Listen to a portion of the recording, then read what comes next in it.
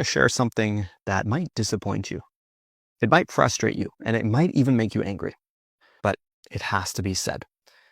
I want to talk to you about the brutal truth of learning English, what it really takes to become fluent.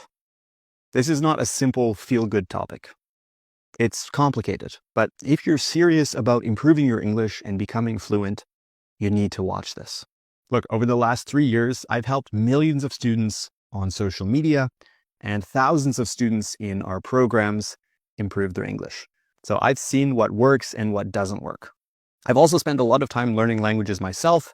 I speak German, I studied Italian and French, and also some other languages as well. So I know from experience what works and what doesn't work when learning a language. Now, one of the questions I get asked all the time is, how can I become fluent in English?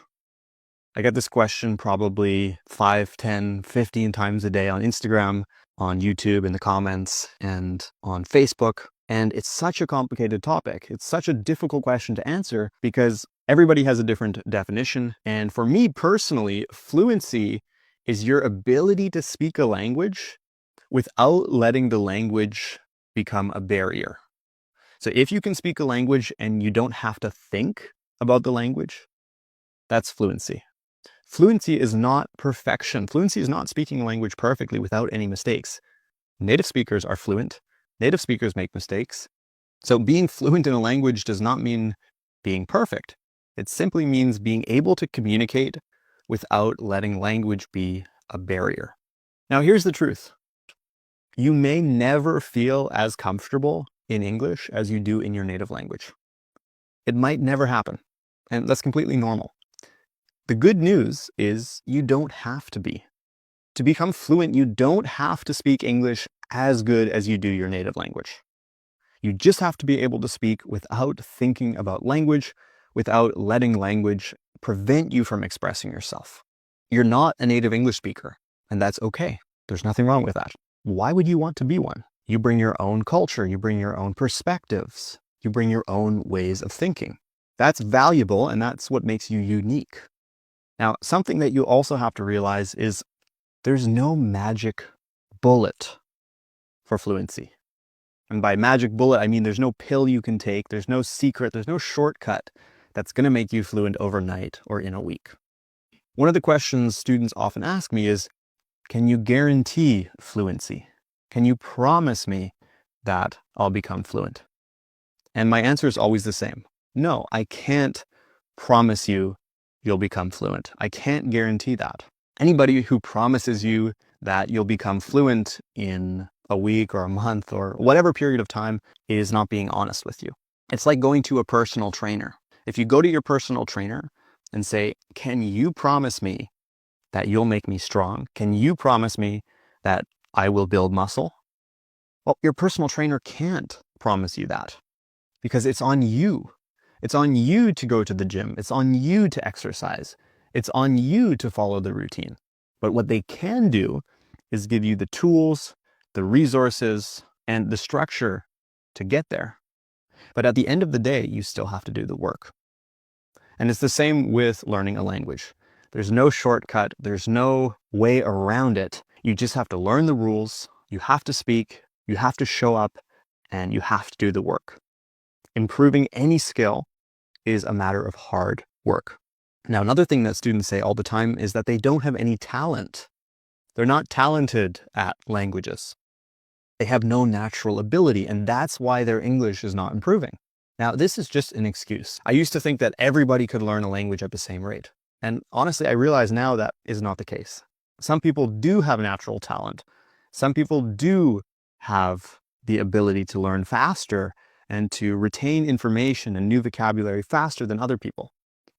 But just because you don't think you have talent doesn't mean you can't improve your English. Yes, some people are better at learning languages, just like some people are better at math, at running, or at music.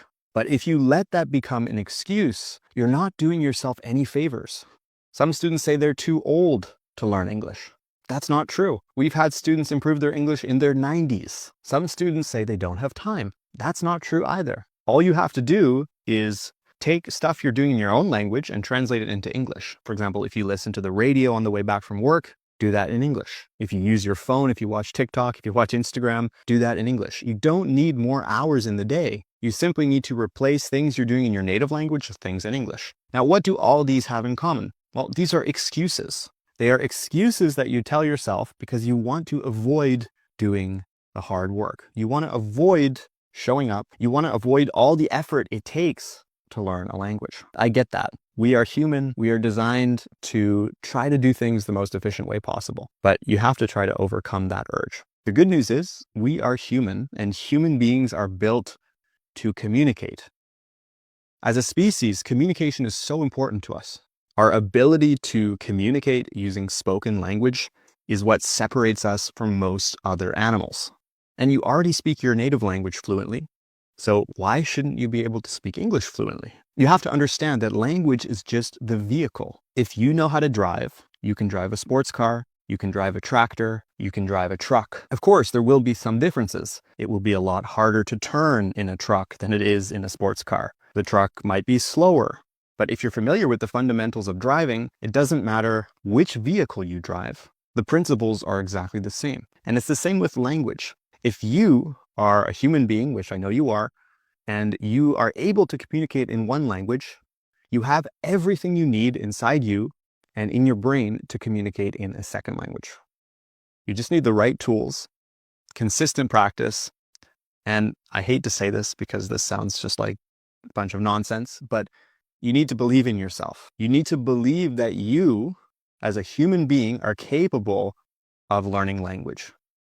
Because if you don't believe that, then everything I just said is useless. You need to fundamentally understand and acknowledge the fact that you are able to learn language. You are designed to learn language. That is one of the things that makes you human. And now it's just about going from that sports car to that truck, or from that tractor to that SUV. You're simply changing the vehicle. You already know how to drive. You're just changing the type of vehicle you drive. So at the end of the day, there is no shortcut. You need to be doing the work. You need to be watching videos on English. You need to be watching movies. You need to be studying the grammar rules. You need to be speaking with people. But I can promise you that if you do this, you will become fluent. I can't promise you it'll happen in a month or a year. It might take more time. But if you do this, if you follow this formula, you will become fluent. As long as you put in the work, as long as you actually stick with it and stay consistent. Because truth be told, it's on you to do this. It's on you to hold yourself accountable, follow a routine, and see progress. Now, if you are looking for a place where you can improve your English, we've helped thousands of students in our programs. And click the link below to apply. We'd love to see your application and to see if we can help you out. Don't forget to subscribe to English at the Ready here on YouTube for future lessons. Leave a like. Let me know in the comments if you've been making excuses for your English or why you're not improving. I'd love to hear from you. I always appreciate the honesty. The sooner we can acknowledge we've been making excuses, the faster we can move on and start improving. I'll see you in the next video.